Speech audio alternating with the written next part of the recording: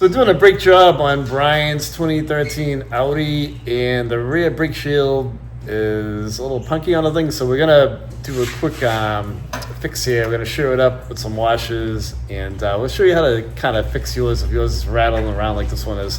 Okay, so we already fixed this one, and what we did is we took 1.5-inch fender washers, but I think that you could use 1.25 inch. I think this is just all we have, but because the aluminum and the metal is separated, it's bigger than the boss, so you need to put a backing washer in and then put one on the front to sandwich it.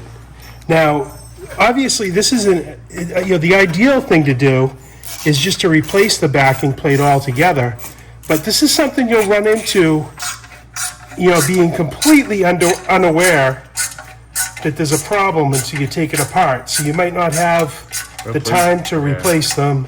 So in this case, now we've got the backing plate on nice and solid, and I'll make a note in my spreadsheet, the service spreadsheet for this, next time I do rear brakes, to replace the rear brake shield.